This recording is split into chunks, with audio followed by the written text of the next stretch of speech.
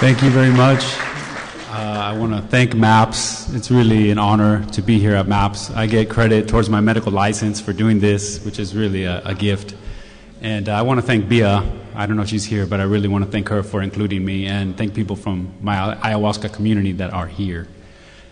I have a lot I would like to say. I have 30 minutes. I'm going to probably bleed into the question time, 20 minutes exactly. So I'm going to bleed into the question time, but I'm going to do my best. There's some things I want to say. So this is my talk. First, quickly, peyote medicine is how I got my start. I've got friends at the Peyote Way Church of God. They were going to be here. They couldn't be here. Maybe one day we'll have a peyote track at MAPS. That would be nice in the United States of America. So, I'm going to kind of explore, the developing role of traditional spiritual medicine, not just ayahuasca, in modern society from the perspective of myself as a doctor. What's driving ayahuasca medical tourism? I'm not talking about just psychonautics and explorers, but there are a lot of people who are going down there for healthcare, and that's what we see primarily at our center. And why do they come? What aren't they getting from the healthcare system here? What are we providing at centers like Niwerao?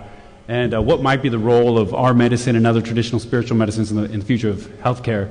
I also promised Anderson DiBernardi I would plug him. This is his artwork and his website. Check it out. This is my background. She went over it.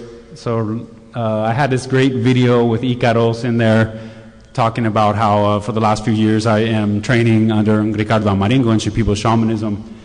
And, trying to fit this talk, I got back from the Amazon on Sunday. We're working very hard there for the people there, running 4 ceremonies per week, and I'm assisting in that, for over half the year with my prior background, and this is what I've come up with. Too bad, it was a really cool video montage. It doesn't work on the system.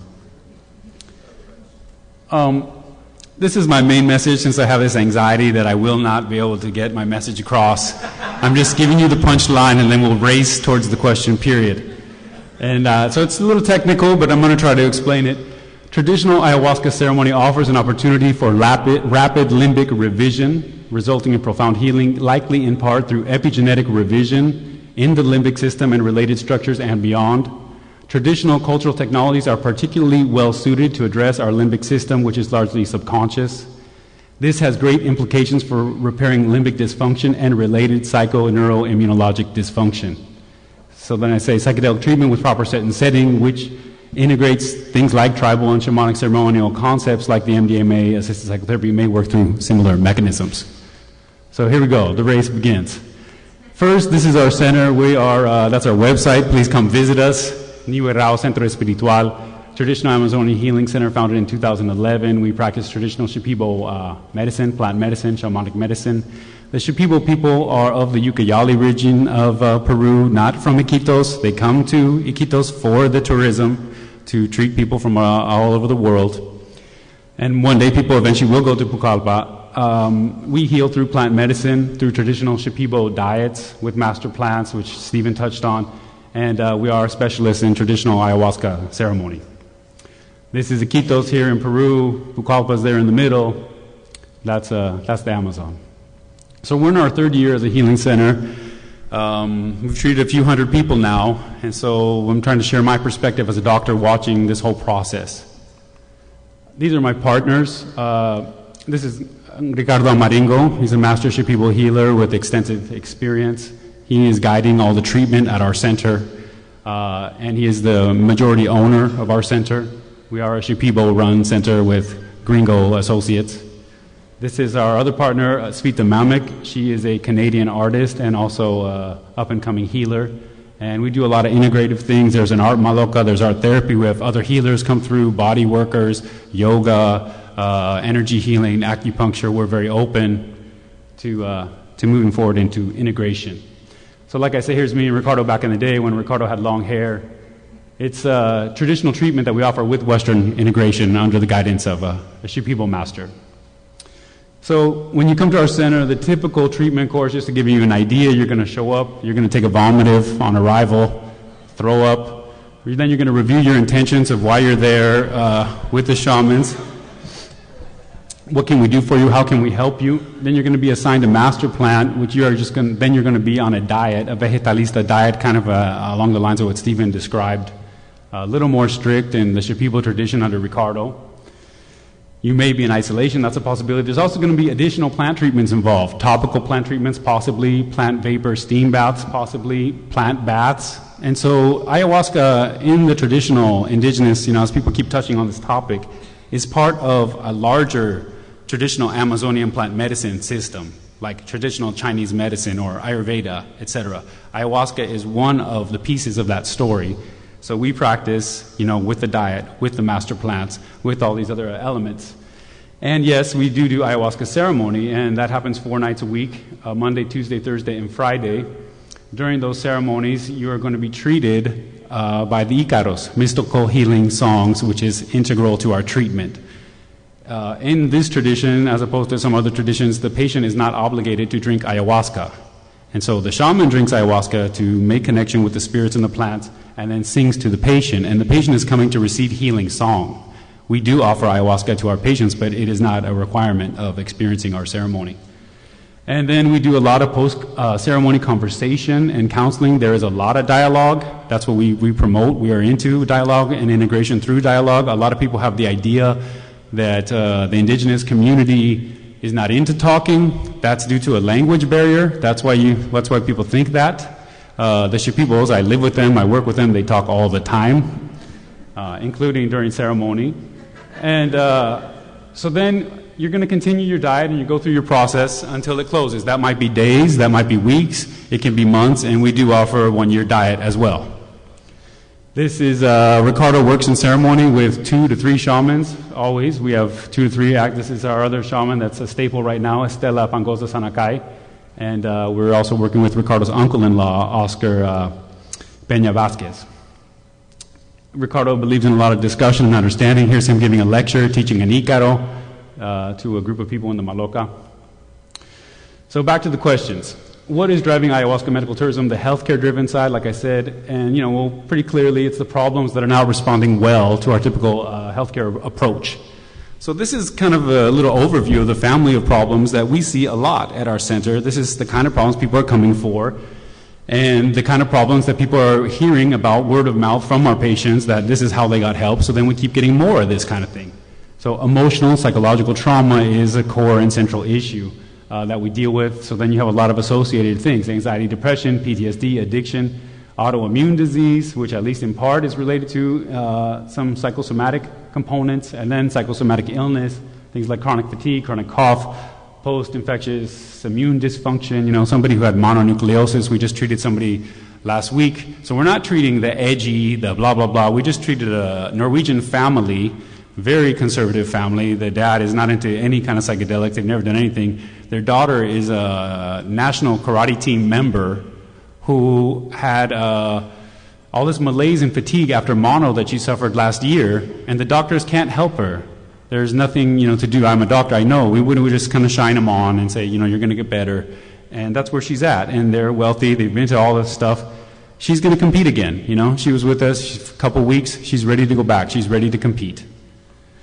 So how are we able to make progress with these cases through, these so-called primitive techniques? And what do these cases share with each other from a Western perspective? Do they share some common physiology? And so I get asked a lot, how do you make sense of it, Joe, as a doctor and academic experience in that world?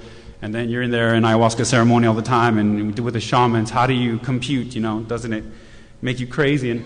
And no, it doesn't at all. And I think the easiest way to make sense of, to integrate philosophies is around some purpose. And so the patient tells the story of integration, If somebody wants to understand what happens, how do you mix it? Well, somebody showed up. The doctor said this is what's wrong with them. They said they had this, mono problem, this fatigue. She came to us. The shaman said this. We went through a treatment course. This is what the shaman described. This is what me as the doctor observed. This is what the patient described happened to them. And you come out at the other end and you also review the 3 perspectives. And if there's a healing, then we have something to talk about. We have a story to explore.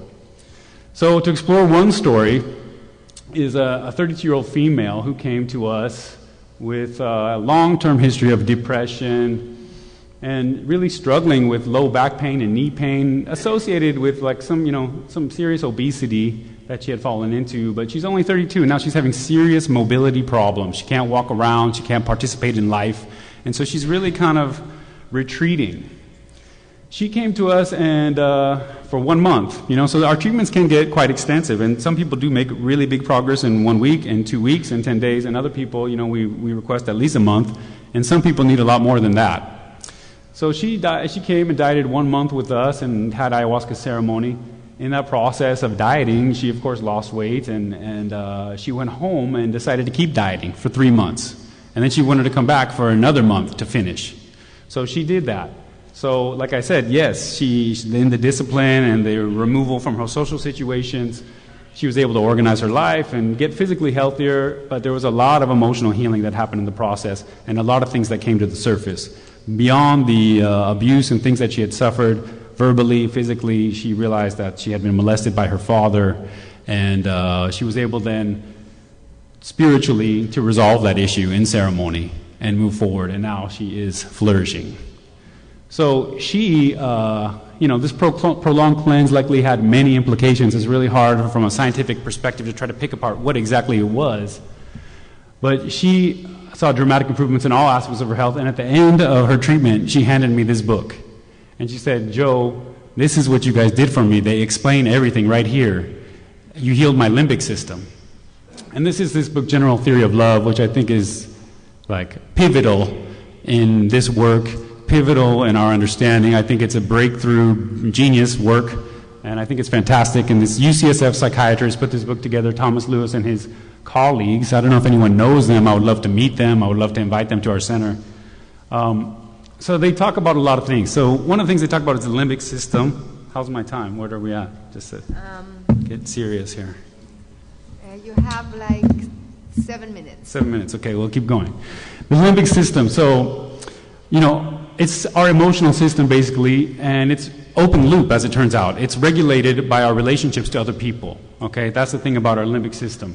So we learn to regulate our emotions through subconscious interaction with initially our parents, through emotional cues, through facial recognition, through the voice, through the eyes, through all these things. We don't even have to think about it. This is an instinct of human beings, a subconscious thing that happens to us, and it's a window of development during childhood that's particularly important. And then there are other areas in life. Severe emotional trauma can also make an impact and imprint this system. Problems in this process, for example, in the childhood development stage, result in long-term emotional difficulties and difficulties coping with stress. This is very well documented. The limbic system, just to describe a few elements, is linked to, for example, episodic autobiographical memory associated with a sense of the self in the past, a mental reliving of an experience, emotional processing, social processing, dreams, sexuality. I went, wow, this sounds like an ayahuasca ceremony, This sounds really familiar. So here's the limbic system. The idea is you have this reptilian system, the fight or flight survival territorial system at the base of your brain. Then over that is the limbic system, which we share with mammals, which is pivotal in our social relationships. And then the neocortex, which is our thinking brain, the human brain, which is more evolved in us and separates us from the other mammals.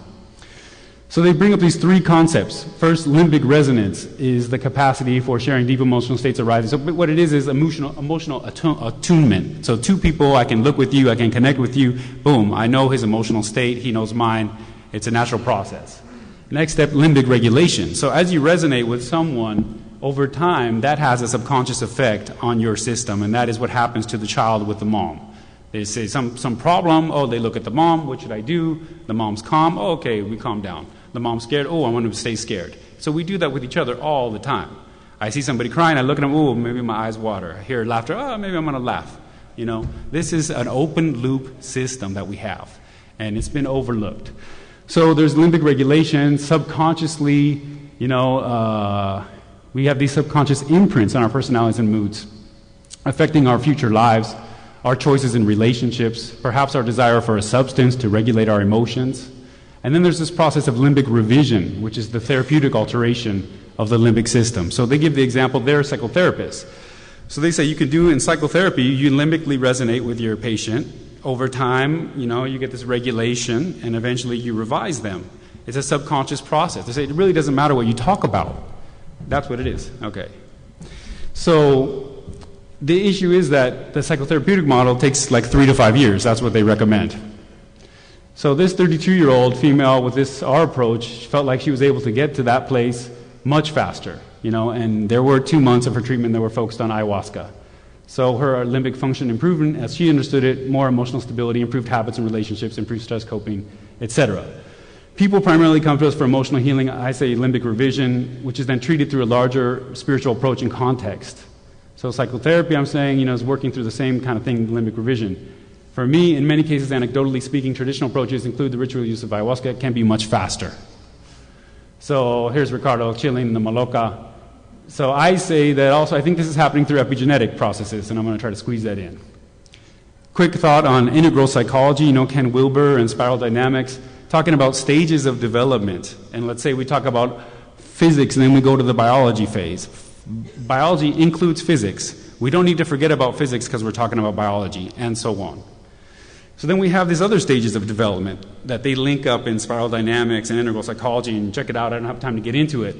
But for instance, the development of the brain, the reptilian brain, the limbic brain, to the neocortical brain, and all those stages, they've correlated it to all kinds of things.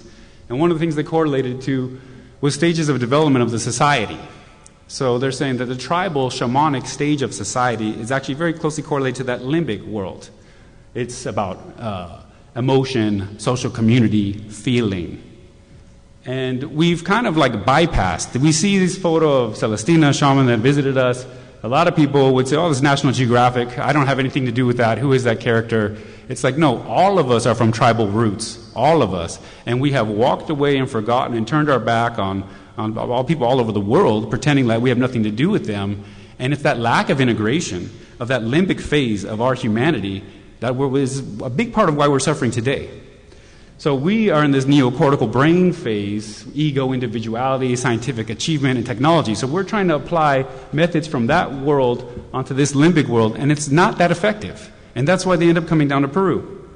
So now I say it's time for our culture to integrate all this stuff. We've got a French guy doing a year diet training to be a shaman at our center, and then the burners over at Burning Man doing what they're doing, reliving the tribe. So I'm saying these family of problems, for our perspective, from a shamanic perspective, is kind of a spiritual illness perspective. And I'm saying that is manifested in limbic dysfunction. What do the shamans say is wrong? They say this person has accumulated too many dark energies, dark spirits, and that's what they're coming for is cleaning.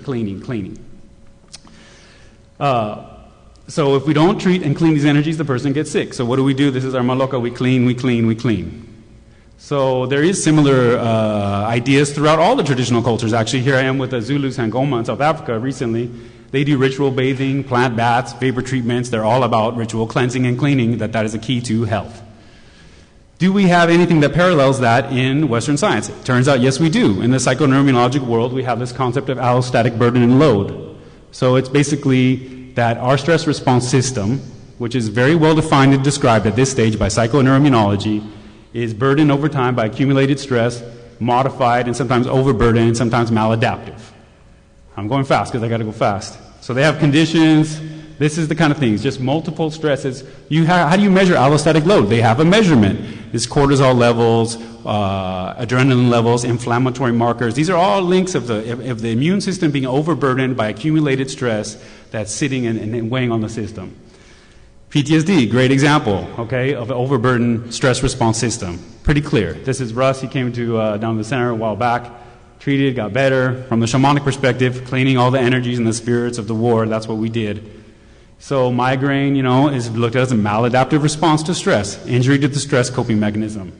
Again, chronic fatigue syndrome and highest allostatic load. Here we see it taking shape and all these illnesses that kind of look kind of spiritual. This childhood, kids that will have their parents die. Here's all the measurements. Their HPA axis, the hypothalamic pituitary adrenal axis stress response system is marked. Okay? Psychoneuroimmunology is the study of all this. Here's the brain. It's all very well described. This is the autonomic nervous system, very well described, connected to the whole thing, connected to digestion, connected to erectile dysfunction and all these other emotionally related problems that are so everywhere, connected to our emotions very directly. An expression of our subconscious body controlling our tears, our laughter, our digestion, our upset stomach, our nausea, our vomiting, our diarrhea. Sounds like an ayahuasca ceremony. Here's the limbic system again. There's the hypothalamus sitting in the middle, heading up the stress response system in the HPA axis. And if you go to these other talks, the psilocybin, they're saying hypothalamus. There's other people, there it is. So accumulated energy, stress from childhood, maltreatment, psychological trauma leads to increased allostatic load. Allostatic load represents maladaptive functioning in our psychoneurologic apparatus, leaves us with less capacity to cope with stress, et cetera, et cetera. So then it's like a stress response system for us. Ayahuasca in a proper ritual setting and icaros can be effective in cleaning accumulated stress damage, allostatic load burden, often resulting from emotional trauma. Epigenetics, I just want to touch on this. Epigenetics, the coding of the genes, okay? This is the coding of the genes, not the genes themselves. Very susceptible to lifestyle, nutrition, environmental toxicity, psychosocial stress. So now we see, and this is what gets imprinted. Here's them. Oh, it looks like, where is the imprinting happening during maternal imprinting, childhood trauma? Oh, it looks like it's the epigenetics, you know? Attachment theory, these neglected monkeys, what's wrong with them? It's their epigenetics. You know, early life adversity associated with broad scope of lifelong and health and behavioral disorders. The study examines whether randomized blah, blah, blah. It's basically epigenetics, okay? That's what I want to tell you. It's a growing thing, epigenetic mechanism of depression and antidepressant action. So I think we should explore the possibility that we at the Ayahuasca Healing Centers are cleaning allostatic load, pathologically imprinted epigenetics from our emotional centers, which, by the way, are hardwired into our tears and our vomit, rapid limbic revision. That's what I want to say. And the last thing I just want to say is spiritual health, you know, where the rubber hits the road in embodied consciousness, you know, is the emotional health is there. And so we see that. And so Jack Mabit is going to get much more into the spiritual technologies, as other people have talked about, of what we do in shamanism and in technology, but in a way that the larger community is going to understand. Emotional health is a place where that's marked. And our limbic system is there, and the epigenetic imprinting of the limbic system is there. So I think this should be a focus of some research. It seems interesting to me. That's it.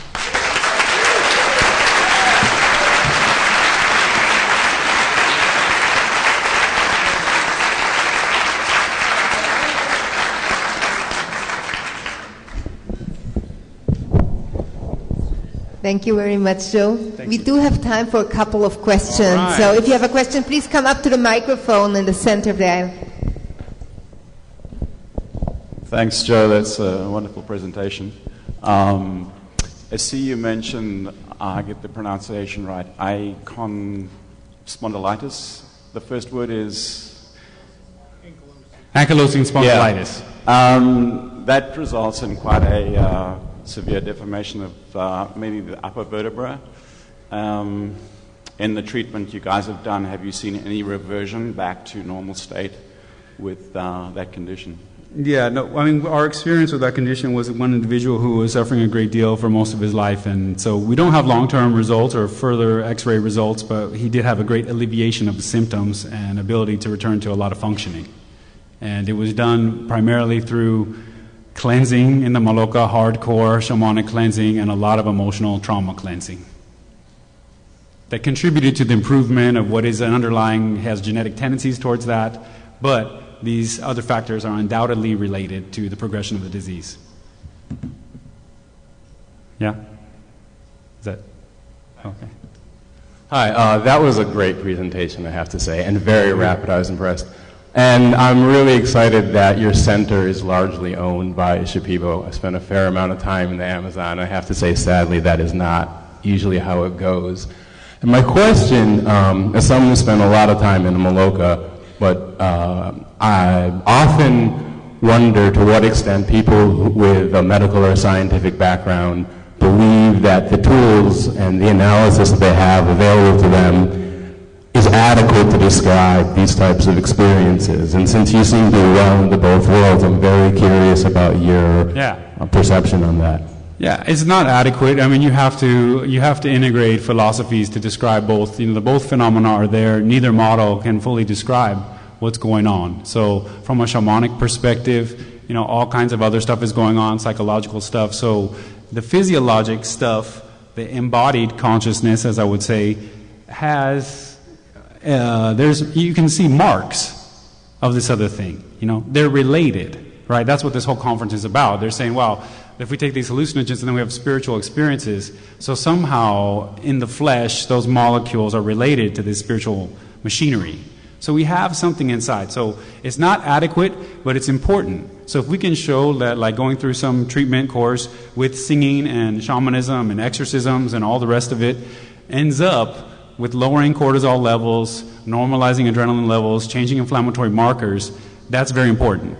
Because that's something that everyone can relate to. And now, that's my point, is that if we have this family of illness, which I'm trying to say this limbic problem that's so widespread because of the ignorance of our society, it needs to be addressed. And so this PTSD is a classic issue, so they're trying to do it with MDMA assisted psychotherapy, and it's fantastic, and they're getting great results. So if we're getting great results with these problems, and if the technologies that we have are not adequate to help these problems, then we're holding back valuable health care to people that could use it, that are suffering. And so that's my point, that's what I want to make a point of. It's like this is a policy moment, we're misguided in this area, and we're hurting because of it, And the proof is, and all these people that are coming down, and they're getting some rapid results. Most of our people are getting, a lot of improvement, and there's people here that bring people to our center and let them tell you, don't hear it from me. But we're helping people, and a lot of people down there are helping people. Yeah, there's some witchcraft and all the rest of it, but there are healers. There are healers. It's nothing worse than this. Some witch doing something is nothing compared to drone bombing Pakistan. This is the evil empire, man. Everyone wants to tell these guys for causing a little diarrhea and some nightmares, I don't know. Joe, I want to ask you a question, and I came in a little bit late on your lecture, and I've talked to you a lot. What can we do to change the dialogue in Western science, because we both do science, we both do, to where the model is more receptive to a larger paradigm that's more perceptually friendly to a lot of phenomena that has occurred for 50,000 years plus that now is being abnegated as being not existing, and when we both know that it does exist? I would say, my first move is to look at a system, namely the psycho and neuroimmunologic system, use that as a guide. The first problem in medicine is this organ systems that are breaking up the whole body, and you see the kidney doctor, and if it's not a kidney problem, who cares? And that's kind of how it's working right now. So then that model has actually come up with a system, psycho neuroimmunology, the brain connected to the nerves, connected to the immune system, connected to the endocrine system, that breaks down all those walls. And all the molecules that were supposed to be neurotransmitters are also hormones, as it turns out, and they're also cytokines of the immune system. So I would say that is a system that goes across a lot of barriers in the model. And it touches these other areas, spiritual areas and stress-related areas. So for me, that's one area to focus on in medicine that's going to help us talk to these larger themes. In terms of autoimmune diseases, which you know quite a bit about, they have an kind of idiopathic pathology to them, and no one has really been able to really understand that. So it's, in my opinion, there's a science component to this conference.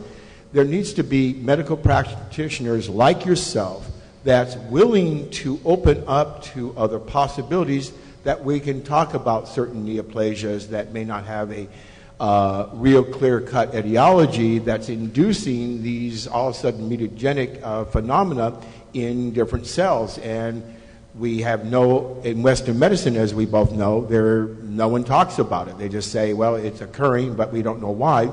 But I think that we can open up the dialogue to other perceptual models that would actually be favorable to understanding why certain people all of a sudden get autoimmune disease or they get neoplasia. There's certain events that are occurring, or as you and I have talked about, certain energy perturbations that might be actually inducing changes in cytokine activities like IL-1 or IL-6, IL-7 or TNF-alpha that's actually being motivated by other factors that we can't explicate in our Western model. So I think what you're doing is actually awesome. Thank you. And I'm down there, and we've had medical students come down and rotate underneath me. We've had naturopathic students come and rotate underneath me. Here we are with the MAPS researchers. I can facilitate researchers with Shipibo shamans. You want to put an EEG cap on Ricardo, I can convince him to do it. So you want to study qualitative results of what's going on, I'm there. I can help facilitate this. So that's one way, is to have people come through the experience. Go ahead, I'm sorry. I'm very sorry. We need to stop the questions here and make space for the next speaker. When I ask Brian Anderson to come up, please.